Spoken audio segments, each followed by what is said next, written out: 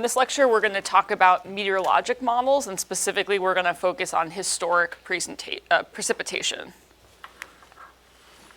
All right, so our objectives for this lecture are that we are going to review the meteorologic model. We often call it the MET model, just out of convenience.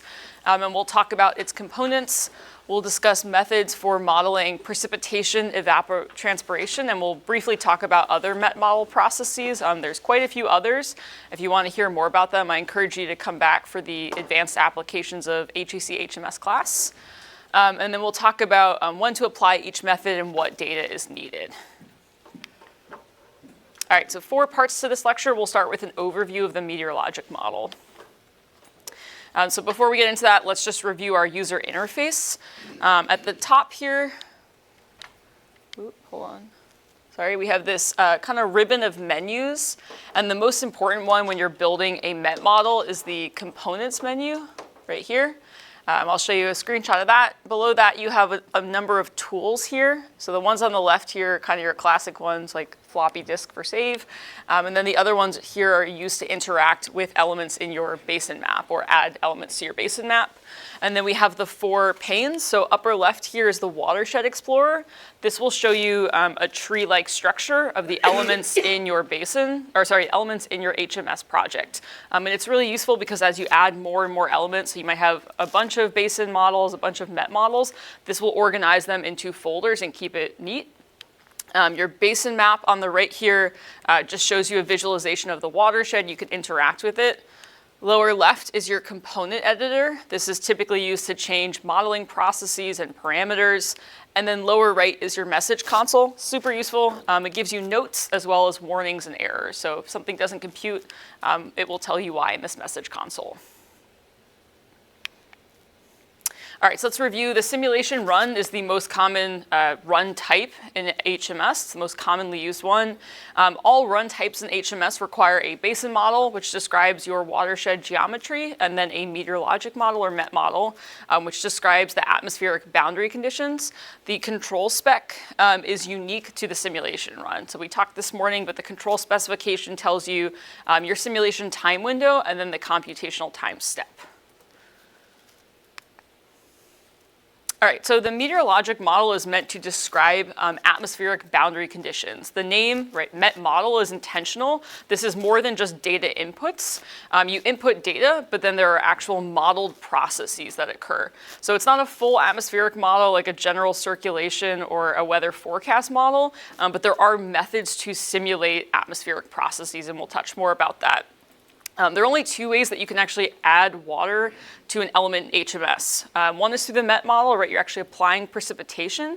And the other is through an upstream source element. So maybe you have like a known inflow, and you're connecting that flow to a source element and then connecting it downstream to another element, right? Those are the only 2 ways that water can actually enter your model in HMS. All right, like I said, yeah, only 2 ways water can enter through the MET model. It can also go back. We'll talk about evapotranspiration. This is the component editor down here for the meteorologic model. So for example, in the Watershed Explorer, I have MET model that's called Water Year 2017 selected. And then these are all of my atmospheric processes that are available to me. We're going to mainly talk about precipitation. We'll talk a little bit about evapotranspiration, but just know that you have a number of other processes that are available to you. All right, so like I said, the component menu is the most important one for creating a MET model. 2 ways you can do this. You can select Create Component and then Meteorologic Model. That'll open a dialog for that specific MET model. Or you can do Component Meteorologic Model Manager, which opens this manager on the right. So you can see I have 3 existing MET models in my project, and then I have buttons to either like create a new one or edit or delete. Like a lot of things in HMS, it's up to the user to choose appropriate processes, right? We don't just give you a single way of simulating precipitation. We give you a number of choices, and those can be accessed in the component editor for each of these atmospheric processes. If you've been a longtime user of HMS, and we had a question earlier about snowmelt, that used to be in the MET model. up through and including, I think, version 4.9. But as of version 4.10, snowmelt is in the basin model, right? Because snow accumulation and melt are really land surface processes. They take meteorologic or atmospheric boundary conditions as input. So at minimum, you need precipitation and temperature to actually describe the accumulation and melt of snow. But that accumulation and melt are occurring on the basin model or the subbasins. We don't talk about snow in this class really, but this is the component editor for the temperature index snowmelt method, right? Notice that it's under the basin model. If you want to learn more about snowmelt, come back to the advanced class. We'll be happy to talk to you about it there. Meteorologic models are designed to be general representations of atmospheric boundary conditions. So for the most part, they don't know anything about where they are in space. There's an exception, this is gridded MET methods that we'll talk about.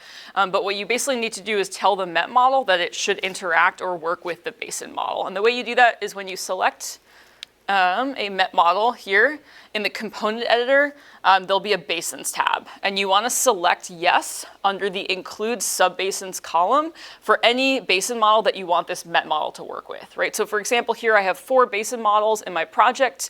At first they're all saying no, which means that if I try and compute a simulation using a combination of this MET model and one of these basin models, you'll get an error. And so what you need to do is change the selection to yes to make them compatible. When you start having a lot of basin models and MET models in your project, it can get confusing to like match them all up, all those permutations. So what we often recommend is that you come up with a one-to-one relationship. So if you're using a MET model for 3 basin models, maybe duplicate that MET model and have it named according to the basin model. Some of this is handled explicitly with gridded methods, so I'll talk more about that. So if you don't select yes, right, if you don't link up a basin model to a MET model, 2 things will happen. Like I said, 1, your simulation will fail, and we'll tell you that in the message console. But 2 is that you won't be able to select any subbasin level parameterization. So if you're working with non-gridded methods, there are options for the methods up top that are specified for the entire basin model, right? These settings apply to every element in your basin model, but then there are subbasin specific parameter selections, right? And these are shown lower in the tree, they're below each subbasin element. So for example, if you're using gauge weights precipitation, which we're gonna talk a lot about, you can specify the weights on a subbasin level in a more granular way. Same thing for Heyman evapotranspiration. We'll talk more about this too. There is a coefficient that's your parameter when you're using this ET or evapotranspiration method, and that is specified on a subbasin by subbasin level. So this, the subbasins that are populated here are based on the basin model that you have it set up to work with. All right, 2 ways you can change parameters, and you've heard about this a couple times. That lower left pane in HMS is called your component editor. That will show the components for whatever element you have selected in the tree. So if you're clicking on a subbasin in your basin model, you'll have the option to change the transform parameters, the loss parameters, the base load parameters, etc. If you select a MET model, you can change, or a specific atmospheric process, so like precipitation, you'll be able to change the parameters for that precip method. If you have a lot of hydrologic elements, this can get kind of cumbersome, right? You have to click through every single subbase and then change the parameters. And so another option is to work with the global editors, right?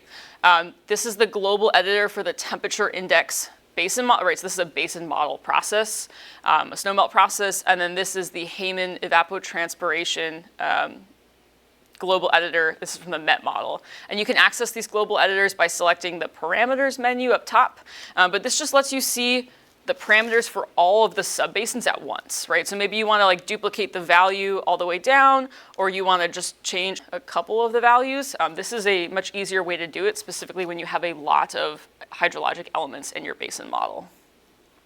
Data requirements. There's a distinction between non-gridded and gridded. It's actually easier to talk about gridded because if you're using a gridded meteorologic method, that is parameterized for the entire basin model. There is no subbasin level parameterization. Grids are really nice because they handle spatial and temporal variability explicitly, right? That's not true for lumped methods. Lumped methods, like I said before, Some of the parameters are specified at the global level, so for the entire basin model. So for example, this is specified thermograph. This is a way of linking a single temperature gauge to a single subbasin, right? It's a one-to-one mapping. So for each subbasin in my basin model, I have to link up a specific temperature gauge. If this was a gridded temperature grid, so for example, I'm showing that in the middle image here. All I do is select that grid name, RTMA, we'll talk about that, and that applies to the entire basin model. Down here, I'm showing gridded Hayman. That's an evapotranspiration method, and I've just specified the coefficient there. So in order to select a precipitation method, you would select the MET model that you're interested in using, and then you would just come and select your precip method from the drop-down menu in the component editor. Notice that we have quite a few precipitation methods. I can't even show them all because there's a scroll bar. And these fall into two categories that I'll talk about next. Like I said, two categories, and they're typically motivated by your modeling goal. There's something in HMS that labels them into these two categories, so it's useful for you to know and make sure that you're not incorrectly applying like a hypothetical storm method and a historical modeling scenario, and I'll define those. So the first category, and what we'll mainly talk about in this lecture, is that you're trying to reproduce a historic event. And this means something that actually happened in the past. There are clever ways that you can use historic precip methods for forecasted, but like future scenarios. But these are describing real storms, right? So precipitation events are unique, right? I think the notes say they're kind of like snowflakes or fingerprints, right? They have very distinct spatial and temporal patterns, intensities, durations, right? And so when we're modeling historic events, that's often for calibration, we're trying to capture all those complexities.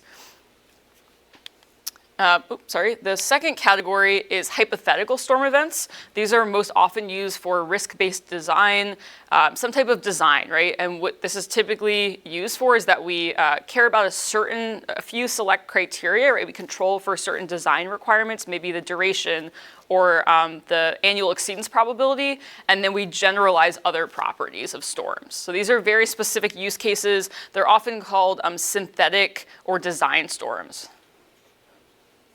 These are some of the historic storm methods in HMS. This is the order they appear in the user interface. We're going to mainly talk in this lecture about gauge weights and gridded precipitation. You will do these in the workshop, and we'll talk a little bit about the remaining three. Gauge weights are a way of combining data from multiple stations, right? So maybe you have a meteorologic station or a few of them in or around your watershed, and you basically want to go from a point estimate to an aerial estimate. So this is a way of combining multiple imperfect time series elements, right? Maybe you have 3 gauges around your watershed, and you want to combine the estimates and create a spatial average. This is a way to do it. You get quite a few parameters, but basically you can weight the depths for multiple gauges as well as the temporal pattern. Gridded precipitation, like I've mentioned before, grids handle almost all of the parameterization explicitly, right? It is a distributed estimation of precip in space as well as time, and we'll talk about data sources in a little bit. But basically, it's a one-to-one, right? You select a gridded data set that gets applied to the entire modeling domain. There isn't any other parameterization. All right, interpolated precip is another way of taking point estimates and creating spatial or distributed averages, right? So upper right image here, I'm showing a watershed where I have maybe like 12 or 15 gauges. Some of them are in the watershed, some of them are outside but nearby, and I want to create a spatially continuous coverage, right? And so what I'm doing is I'm selecting from one of my interpolation methods, and we give you 4 in HMS, inverse distance squared, nearest neighbor, or bilinear, and this just, you apply a radius of influence. So for example, maybe I think that all of my gauges have an equivalent radius. They are a good estimate for 20 miles, right? A radius 20 miles, and it creates a spatially continuous coverage. The nice thing about these interpolated methods in HMS is that they actually will output grids for you. So you go from having point values to a grid in DSS. That's at least the way we output it right now. Interpolated methods are also available for all meteorologic processes, not just precip and HMS. So if you had wind speed gauges and you wanted to create a grid, you could use interpolated wind speed. Okay, next method is inverse distance. This is kind of like gauge weights and interpolated precip in that it takes point estimates and creates spatially continuous estimates. This is definitely more simplified than the other two options, but it is a good way of estimating the fraction of the watershed that the gauge can be used for, right? So that's what I'm showing here. Maybe it looks like gauge A and B have a much smaller area that they are appropriate for than gauge D. You do need to enter the location of the gauges, so typically the latitude and longitude. And this can cause issues with temporal averaging, so it's less preferred to gauge weights. When you're combining up multiple gauges, we recommend gauge weights or interpolated, and I'll talk to you more about that temporal averaging. Okay, and finally, specified hyetograph is kind of the most simple. It's the most performant in HMS, and I'll explain why. This is a one-to-one relationship. For a single precip time series, you pair it with a subbasin. And that's true for a specified thermograph, any specified MET method in HMS. So this could be a real meteorologic station. Maybe you're really lucky and you have a precip gauge right smack in the middle of your subbasin, and you think that is the best estimate for the subbasin, you could just select that time series. But what's often done is that the aerial averaging, some type of weighting multiple gauges, is done external to HMS, and then you basically bring that computed time series in as a time series gauge, and you map it to a subbasin in HMS. It's the most performant because that means HMS doesn't have to do any of the aerial averaging for you, right? You can do that outside the program. We'll talk more about gridded data. That is the main method of meteorologic forcings that's used by core districts. But this just shows here, I forgot to mention, so for a given subbasin, you select a single gauge. And that's what's being shown in the image here. All right, next, we're going to talk about hypothetical storm methods. Any questions on historical storm methods so far? Yes?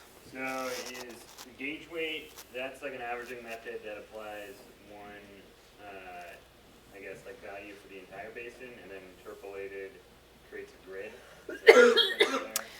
So interpolated, they both can combine multiple gauge locations. They do it in a different way, and we're going to talk more about gauge weights. The difference is that gauge weights, what you'll see as your output in HMS is a spatially averaged time series, right, as like a time series data set, whereas if you use interpolated, we will actually output grids in DSS that are computed based on your interpolation option, so the interpolation method and the radius of influence. They still both combine up multiple time series data, though. Yeah, good question.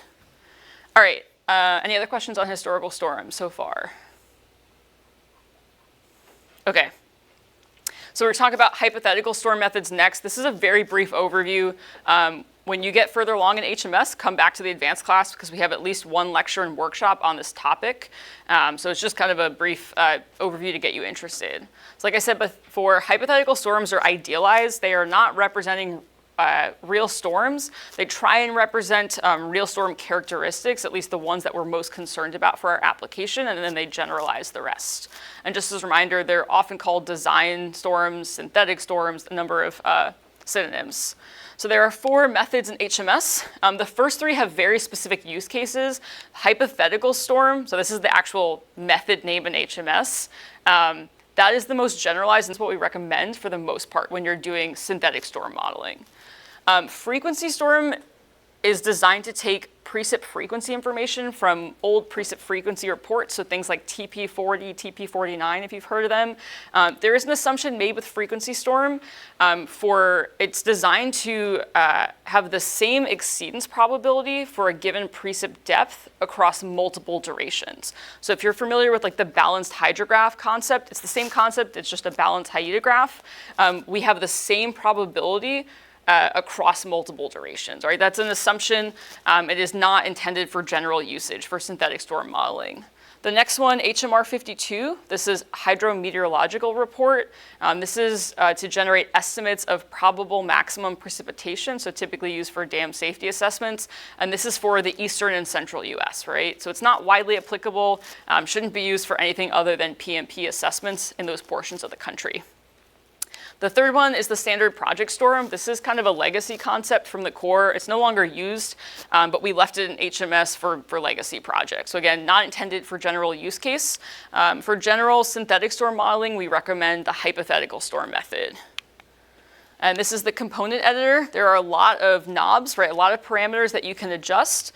This lets you select the storm pattern, right? So it's a dimensionless curve of the storm pattern, your storm duration, how you're going to actually input depth information. So this is most often done from Atlas 14 precipitation products. Your area reduction method, right? So that takes your point estimate and converts it to an areal estimate. And then you can enter an area reduction function and then select your computation point over which to compute the storm area, right? So this is very flexible. It can be used in a lot of cases, unlike the other three that are very specific. All right, that's it for hypothetical storm methods. I'm going to talk mostly about gauge weights and gridded precip for our historical precip methods. And you will get to use both of these in the workshop. All right, so gauge weights, like I said, is a way of combining up multiple gauge or time series information into a spatial average, right? So here's our kind of example is that we have a single subbasin and I have 3 precip gauges. One happens to be located just within the watershed and the other 2 are outside. This is really common, right? It's pretty rare that you have a modeling scenario where you have like a whole bunch of precip gauges within your watershed. That'd be pretty lucky. Usually you might have a few just inside and some others nearby. And what I want to do is determine, what weight this gauge should have on precip inside the subbasin, right? And so I'm going to combine up all this information because it's not likely that any one of these is the perfect estimate, right? It's likely that they all capture the storm characteristics. So it's flexible, it accounts for both space and time variations, and you can calibrate these weights, right? You can actually improve your precip estimates. The cons is that it's dependent on gauge data. So a lot of times, unfortunately, precip gauges don't record during the events that we most care about, or they're decommissioned because of lack of funding, right? So you do need gauge data. Often, like 2 gauges isn't really enough, or a handful of gauges isn't enough when you're dealing with core-sized watersheds, right? You need as much as you can get, and it is up to you to determine the weights, and we'll talk about how to do that. Again, here's our component editor for a meteorologic model, and we have set it up to use gauge weights, precipitation. And like I said before, this is not a gridded, there's no gridded methods in this MET model, so you have to actually tell it to work with this May 1996 basin model. This is a nice example of where we created a MET model that was called May 1996 gauge weights, and it is set up to only be used with the May 1996 basin model, right? So again, keeping that project organized, it's a one-to-one relationship of the MET model, basin model. That's just something you could consider when you start adding more and more elements in your project. Once I have my gauge weight set up as my precipitation method, you have 2 tabs down here. You have the selections. You have to actually select yes next to a gauge, otherwise it won't be available in this weights tab. So you might have 100 precip gauges linked to your HMS project, but maybe you actually only want to use 8 of them in your MET model, right? So you have to tell the MET model, yes, I want to use those 8, and no, I don't want to use the other 92, right? If you don't see anything here, that's because you don't have any precip time series in your HMS project, right? So Greg talked about earlier shared data components. You have to actually load those time series components into your project so that they're selectable in the MET model, the basin model, and elsewhere. Once you select a yes for a gauge, you'll be able to see rows or a row for each of those gauges on the weights tab. And you get 2 weights here. One is the depth weight and one is the time weight. So depth weights are basically used to control the volume that's applied to your subbasin, right? So this is often looked at as what portion of the watershed is covered by each gauge. A very common way to estimate this is called Thiessen polygons. Has anyone heard of that before? Yeah, if you've taken the PE, I'm pretty sure you've heard of that. I think that's what's on the PE. And the way this is done is, and maybe this is back to your college hydrology, is you draw lines between each of the gauges, and then you draw a line perpendicular to those connecting lines. Oops, sorry, I keep doing this. Right, so that's what the dashed lines I'm showing on the screen are, is I drew them perpendicular to the line that connected gauge DUJP to PNXP. And then what I get from this is the portion of the watershed that's kind of covered by the precip gauge. And you can use these percentages really as decimals directly in HMS as your depth weight. So remember those numbers. And I think I have to go back, right? And this is my depth weight here. These don't have to sum to 1, but what HMS will do is normalize them behind the scenes if they don't sum to 1. You can do this in GIS programs. You can't do it directly in HMS, yeah, but it's pretty easy. You probably wouldn't do this by hand, given the number of gauges and subbasins we have, but GIS programs allow you to do this, yeah. There are tools in GIS programs that will allow you to do this in an automated way based on the location of the gauges and then your subbasin outline. Time weights. Unlike depth weights, we don't actually want to average the temporal pattern from multiple gauges in most cases. Some cases you want to, but what that often results in is that you have 2 gauges. Here I'm showing one in dark blue and one in light blue. And what you'll notice is the peak precip for each of those is about 3 hours apart. If I take the average of those 2 temporally, I get what looks kind of like a Mayan pyramid, right? I've lost my peak and I've widened the base. This is not representative of the storm characteristics, right? And so often this is not what we want to do. We lose that intensity. So what you typically want to do is select one best gauge. And best is typically determined by the granularity of the data. So 15-minute data is going to capture higher resolution, right, precip intensity than hourly or daily. So I would favor that shorter time interval more. And then the location of the gauge, right? If the gauge that you're interested in is like outside your watershed, it's probably not capturing the temporal variability of the storm that's happening inside the watershed, right? So closer to the center of the basin is better. And then you often want to apply a time weight of 0 for all your other gauges. So I'll just go back to the component editor. That's exactly what we're doing here. Time weight of 0 for the first 2, and I'm saying just use the temporal pattern of gauge PNXP. Some cases where you would want to average, but in general, you want to look at your data to make that assessment. All right, you have a couple other options in gauge weights precip method. Sometimes people leave out what are called bucket surveys during a storm. So you have no temporal information. Sometimes this is done by accident. Someone leaves like a Home Depot 5-gallon bucket in their backyard during a really intense precip event, right? So you don't know the temporal resolution of the data, but you have a total storm depth. And that's often used as a total storm gauge. You can adjust the incremental precip using this total storm amount. It's really useful, especially for kind of rectifying spatial variability in precip. So you'd enter this as a total storm gauge, and then you would select it in your weights tab here. So you have to enter it and then select it in your weights tab. You can choose what depth weight you want, but then it doesn't get any time weight because we don't have any temporal information associated with it, right? So this is really valuable information to add when you're using this method. This is basically scaling or normalizing your incremental precip to a total storm amount that you trust. Okay, other options, you can use indexing. This is used for large watersheds when you're trying to account for regional variations. So you have to have an index for both the gauge as well as the subbasin. So often, like annual average precip is used. So maybe you compute annual average precip for the watershed area and then annual average precip for the gauge. And those are used to make an adjustment. If you're modeling a small area, this often isn't needed, but if you're modeling a larger area, it can help account for those regional variations in climatology. And then total override allows you to override the total depth of the gauge. So instead of summing all of the incremental depths, this will adjust it to that depth that you enter. That was gauge weights. We're going to talk about gridded precipitation next. Okay. Gridded precip.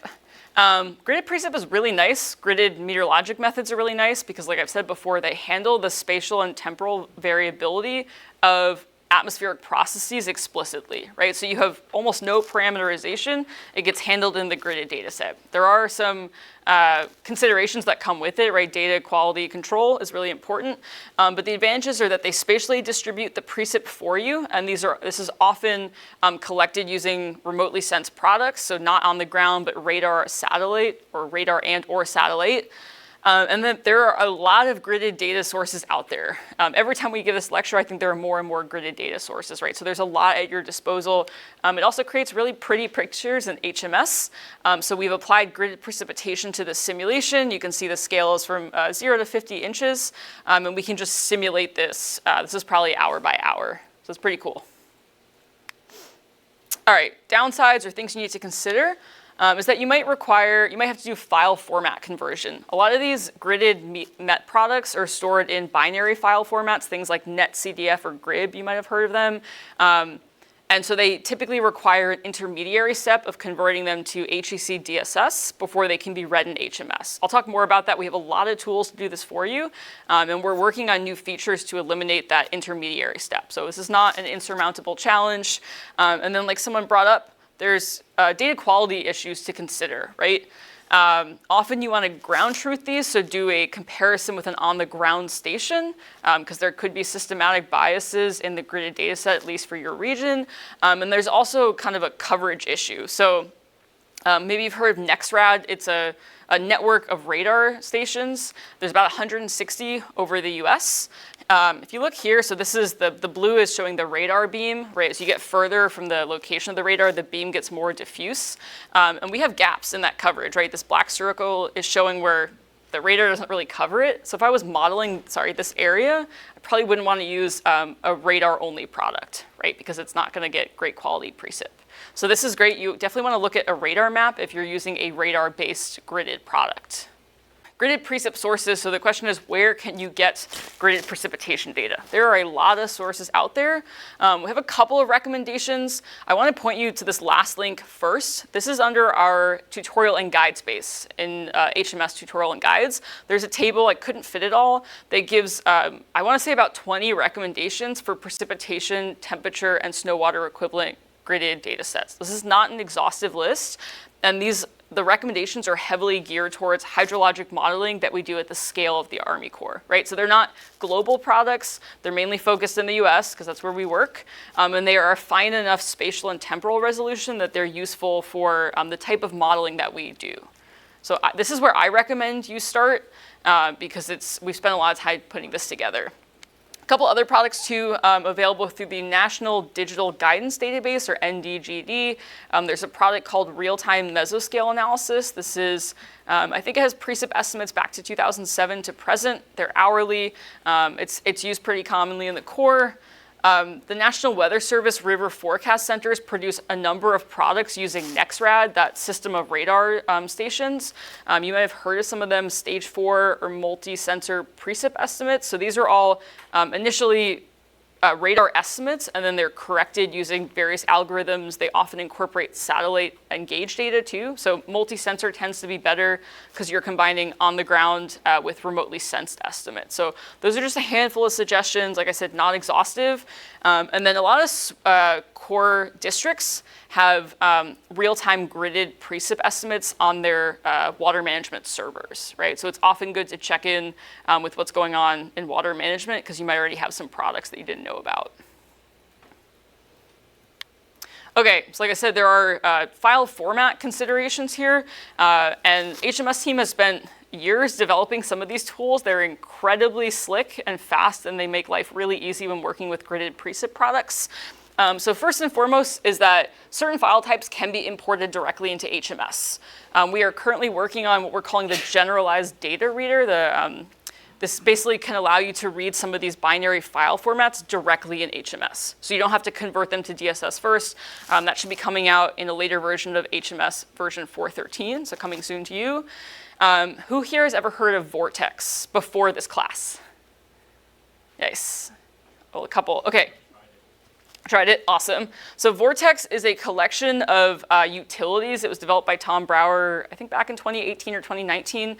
It was originally developed as a standalone tool, and it was developed for gridded data processing. So importing grids into DSS, extracting sub-basin average time series so that you can ground truth them with gauge time series data, doing a number of different gridded data manipulations, so like gridded math, normalizing grids to a total storm depth, really cool computations. So the most important one probably for doing gridded data modeling is actually bringing those binary file formats into DSS so that you can apply those DSS grids in the MET model.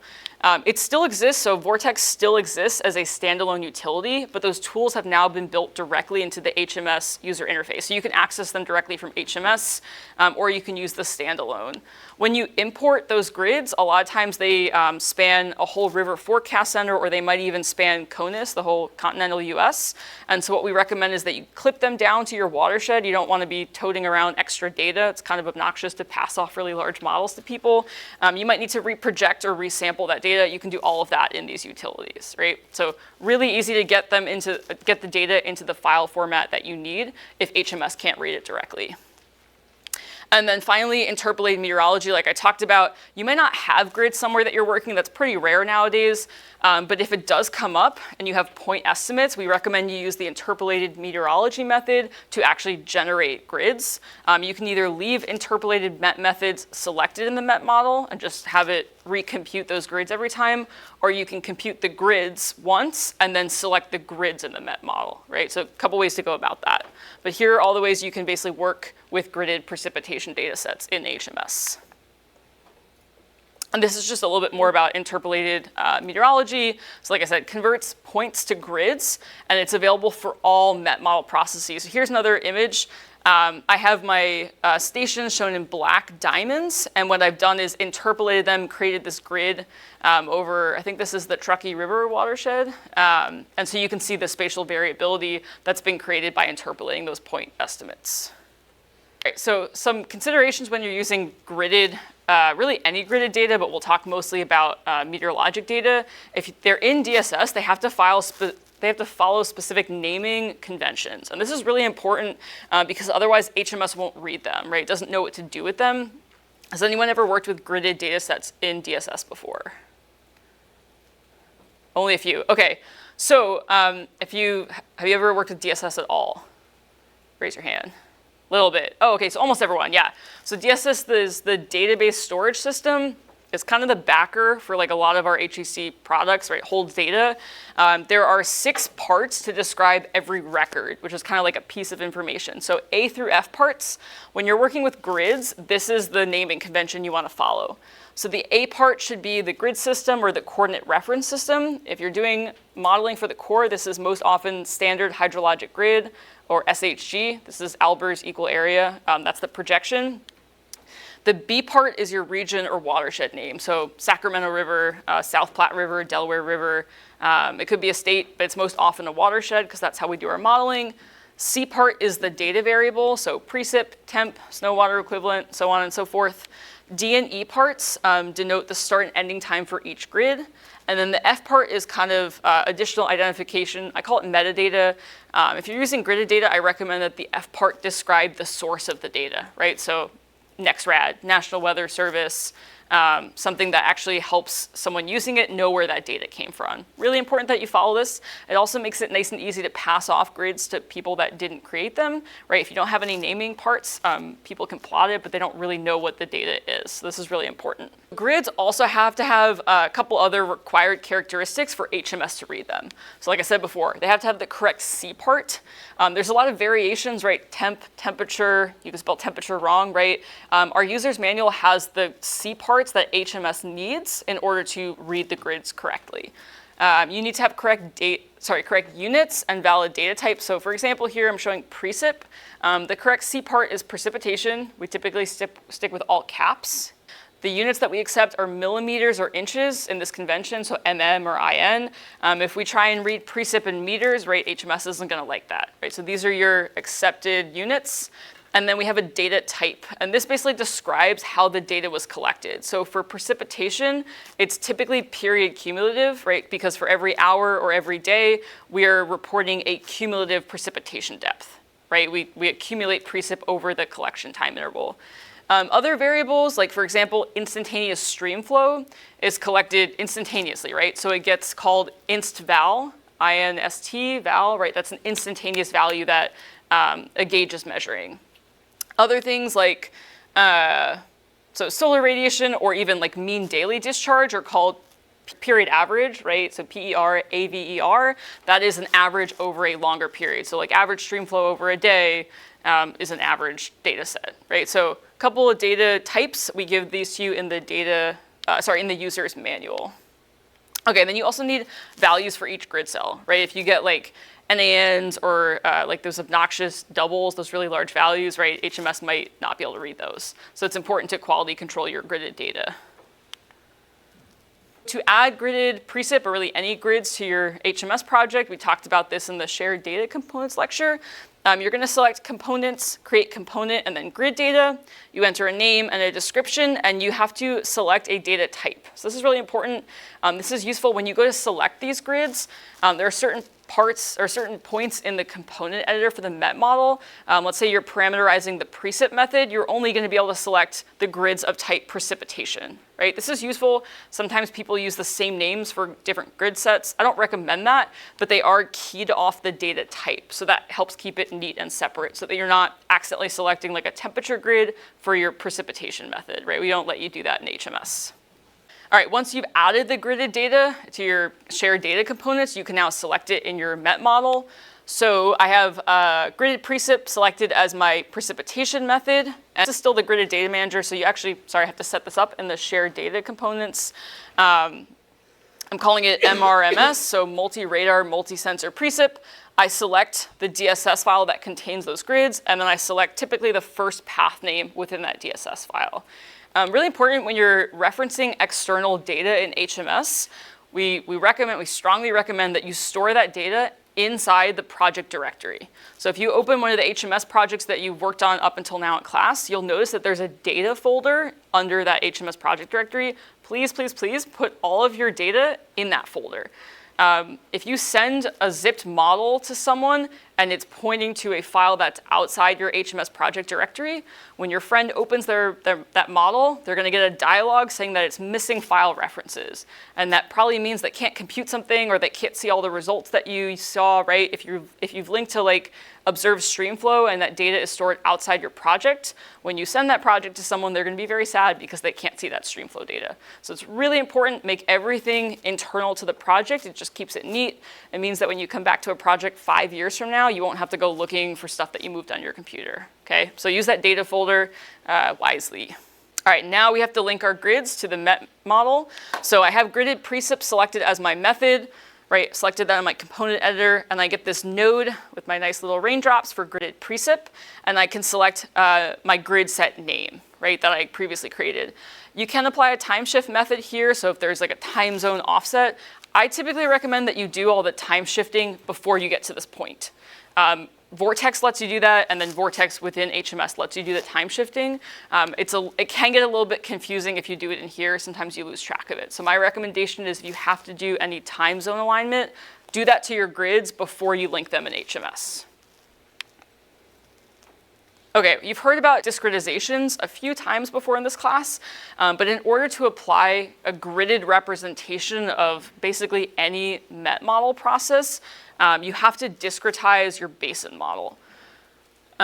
This spatially relates the gridded data sets to the subbasins. So it basically tells the model how to apply those gridded data sets. And it is specified in the basin model. You can actually specify it on a subbasin by subbasin basis. I don't really ever see this done, but it is possible. And you have 4 methods: structured, unstructured, file specified, and none. None just basically means you're doing lumped modeling, right? It's not distributed, it is lumped. All right, let's talk briefly about those 4 methods. Structured is generated automatically for you in HMS. This is the most common use case as of, I think, version 4.3. It defaults to the standard hydrologic grid and a grid cell size of 2 kilometers or 2,000 meters. You can also select UTM, Universe Transverse Mercator. That's the other reference system available to you in a structured discretization. And you can select cell sizes ranging from, I'm pretty sure, 50 meters to 10,000 meters. Okay, so those are your options in structured discretization. If you're working with the core, this is the most common. Unstructured allows you to create a grid using any coordinate reference system, so you're not limited to SHG or UTM, and you can also select unstructured grids from RAS plan files, so HEC RAS plan files. That would be your use case for unstructured. File specified is used because I believe it was through version 4.2. The way we specified grid cell discretization was using this file type. It ended with .mod or mod file. Some people still point to those mod files, and so this allows you to say file specified and then just point to that mod file somewhere in your project directory. When you're creating new projects, structured is the way to go. And then, like I said before, no discretization means that your subbasins are lumped, right? Single set of parameters for each subbasin. So a couple recommendations, if you're working in if you're simulating a recent time period, so typically something from like 2000 to present, where you have multiple high resolution data sources, my recommendation, and some of this is based on project funding and timeline, is you pull as many as you can and you do a comparison, right? Sometimes you'll see that like one data set completely misses like the peak hour or the peak couple hours. Sometimes you'll see good agreement, and that's great.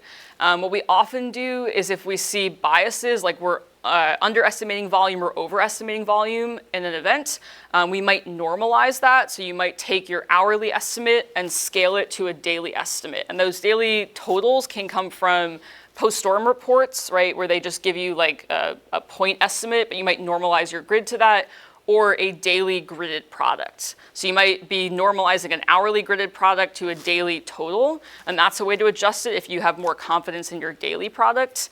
We also talked about, so you could do a comparison to an on-the-ground station, right? Some of that's gonna be biased because if you're using a multi-sensor product, something that combines gauges, radar, and satellite, and then you're doing a comparison to only a gauge, it's likely to have differences because there were multiple data sources that contributed to the grid. I would say a lot of this is dependent on your calibration results. If you feel pretty good with your model and how you've calibrated it, but you're still like missing a peak or really underestimating volume, that is often a time where you don't claim to be the best modeler in the world, but you say, hey, maybe there's something off about my precip. So I would say if you have time and money, it's always great to do a comparison, especially in the recent past where we have a lot of products. Sometimes you're just only gonna have one and that's what you're gonna have to work with, yeah. All right, we're gonna talk very briefly about other meteorologic processes. This is like 2 slides, and then evapotranspiration is a short section, and then we will do the workshop. All right, so bare minimum when you're doing rainfall runoff modeling is you need precipitation, right? You can't simulate runoff really without precip. And so most use cases, you at least need precipitation in your meteorologic model. But just as a reminder, you have a lot of other options. If you're doing temperature index snowmelt modeling, you need precip and temperature. We're gonna talk more about evapotranspiration, but this is really crucial for continuous or long-term simulations. Some of these other methods or processes are for more complex methods that I'll talk about briefly. The MET model is called that because we're actually modeling atmospheric processes to some extent. It's not just data input. So for example here, you can model long wave radiation using the Food and Agricultural Organization 56 method. That's what FAO stands for. This takes things like solar properties, cloud cover, the location of the subbasin, and it actually computes long wave radiation for you, right? So it's an actual model. It is not just input of long wave radiation. You can just input long wave radiation, like if you have point data or a grid, but there are modeled processes in here. So this is just a screenshot from our technical reference manual. I highly recommend you check this out as you get into more and more complex modeling. This is kind of describing what's going on under the hood in HMS. So it's not just what buttons to click, it's the equations that we use, it's how we simulate things, and just know it's available to you. Last topic is evapotranspiration. So this is very important for long-term or continuous simulation. If you've only done event-based modeling, you probably haven't included it in your modeling and your meteorologic processes, and that's probably okay, but it is absolutely crucial for long-term simulation, and that's because it really impacts your volume, right? The volume over a long-term simulation. Evapotranspiration is this concept, I think engineers came up with it. It combines evaporation from surfaces and transpiration from plants, right? So in reality, those occur separately, but from an engineering hydrology perspective, we lump those together into a process called evapotranspiration. We often call it ET, just for short. It is very, very important for continuous hydrologic models, and that's because it acts to extract water from the soil column. So someone asked a question earlier. We had a simulated hydrograph that showed a double peak, and the first peak was way larger than what the observed hydrograph showed, right? We were generating way too much runoff early in the model. And that's likely because we didn't have our moisture deficit set correctly, right? If you're not simulating evapotranspiration, you're not extracting water out of that soil column. If you are simulating ET, what tends to happen is that you are extracting water out of the soil column, which means that when you have a rainfall event, you might not see runoff initially, right? Because there's some deficit, some moisture deficit in the soil, and that deficit initially sucks up the beginning part of a precip event, right? So it might take you hours or whatever to actually initiate runoff because you're simulating the moisture deficit in the soil, and that's very important. There are parts of the country that experience 50% of their water is lost through evapotranspiration, right? That's a large percentage. Those are arid regions, but that's really important to include in your models. A couple of requirements to model evapotranspiration, and this is kind of common confusion. So potential evapotranspiration, or it's often called reference ET, is simulated in the meteorologic model, right? It's called evapotranspiration, and we'll talk about some methods to do that. Potential or reference ET means that you are limited by energy and the ability to transport moisture, but you're not limited by the availability of moisture, right? This is often done using like a reference crop coefficient. In order to actually compute actual evapotranspiration, you need a canopy method. So canopy lives in the basin model. It serves two purposes. You have canopy storage, so there's some typically initial interception of falling rain that's held in, in the leaves of trees. This is typically a really small amount, but it does happen. And it also acts to compute that actual evapotranspiration, which creates the moisture deficit, okay? So if you have just ET turned on in the MET model, your model isn't gonna compute actual ET, right? You need both, right? So keep that in mind, both of these together, one's in the MET model, one's in the basin model. So let's talk about canopy. There's a couple of canopy methods, but the most common use case is called simple canopy. That's the name, and it is pretty simple. We'll talk about a case where you might want to use a more complex method. So what this does is it controls the storage. These first two terms, initial storage and max storage, control the amount of, or the volume of water that's held in that canopy. And then the next three settings basically control actual evapotranspiration. So you have a crop coefficient. Here I'm entering 1. That's not always appropriate, but it's a single value when you're using simple canopy.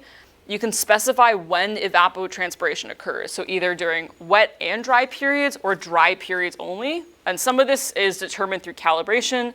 And then you have an uptake method. Leave the uptake method to simple unless you're using soil moisture accounting. That's a loss method in HMS.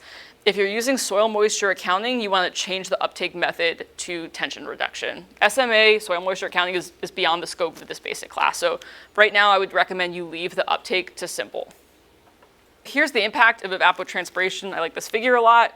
What you're showing here is the moisture deficit in the soil column increasing, and within each day, you're seeing the diurnal cycle of evapotranspiration. So let's break that down. I have an initial deficit of 0 and a max deficit of 1 inch. These are parameters in my loss method in HMS. You'll hear about that tomorrow. And evapotranspiration acts to extract, or basically to create a moisture deficit. So during sunlight hours, you can see that the moisture deficit increases, and this is controlled by atmospheric processes and the crop coefficient, right? So those are, the crop coefficient is a calibration parameter, and then at night, I don't have any evapotranspiration, right? So this is really important. You can see in like less than a week, I've reached my max deficit because I've included evapotranspiration in this model, as well as a loss method that can track soil moisture.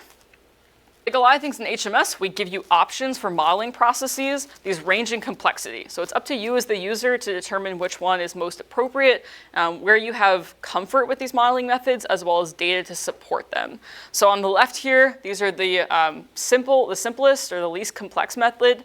Monthly average is what it sounds like is you specify a rate per month. So 4 inches per month of evapotranspiration in the month of July. Just making up numbers, right? So if your simulation's in July, you're going to extract 4 inches over the course of that month if you were simulating the full month. Slightly more complex, but really not, is the Heyman evapotranspiration method. This is most commonly used in the core for continuous modeling. You do need temperature boundary conditions, and the one parameter that you get to adjust is a coefficient, which I showed a handful of slides back. This is what we typically recommend for a lot of use cases for long-term simulation in the core. As you move to the right, this gets more and more complex, so you need additional boundary conditions. There are also gridded implementations of a lot of these methods. So you can use Hayman, lumped Hayman or gridded Hayman. Penman-Monteith is a full energy balance. It requires the most boundary conditions, and so just keep that in mind that you actually have data to support that if you ever choose to use it. Calibration considerations, ET is really important from a water volume perspective or a volume calibration perspective, right? So if you see systematic errors in your volume for a simulation, that's often an indication that you want to adjust your ET parameters, or maybe you've forgotten ET and you want to include it in your model. Again, most important for continuous simulation, it's pretty rare that this is an important component of event-based simulation.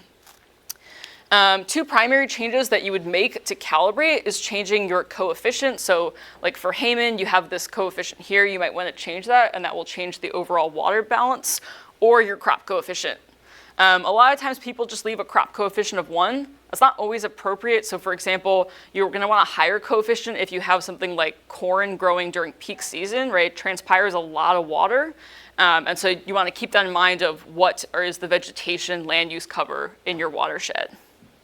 There are some cases where simple canopy just doesn't cut it. Another canopy method we have is called dynamic canopy. And the dynamic parameter here is your crop coefficient. So you might be modeling a heavily agricultural watershed, and you might be modeling it through both growth periods as well as dormant vegetation periods, or differing vegetation. And in that case, you want to use dynamic canopy, right? This tracks the crop coefficient through time, and it allows you to enter the crop coefficient as a time series gauge, right? So you could enter this red curve here as a shared data component in HMS, link it up to your dynamic canopy method, and simulate that crop growth cycle. This is not super common, but if you are modeling an agricultural watershed, this is what we recommend. But it's really, really important for continuous hydrology models. This class mainly focuses on event-based modeling, right? You have to walk before you can run. The advanced class focuses more on continuous hydrology, right? So we have a whole lecture on ET in the advanced class, but if you ever are doing a long-term simulation, particularly one where evapotranspiration is really important to the overall water balance, definitely want to include both an ET as well as a canopy method in your model. And simple methods are typically adequate. That's what we find. All right, that is it for MET models. The evapotranspiration method in the MET model computes reference ET. Right, reference ET is if you had unlimited water availability, which we, right, a lot of places don't. It has to be paired with canopy because the canopy method serves two functions. It has some storage in it, right, like leaves, and then it actually applies this crop coefficient, basically the water reduction. How much water do you actually have available to evaporate and transpire? They live in different places in the model because canopy occurs on the land surface, right? You have trees over your subbasin elements or whatever type of vegetation, whereas evapotranspiration is, it's based on meteorologic inputs, yeah.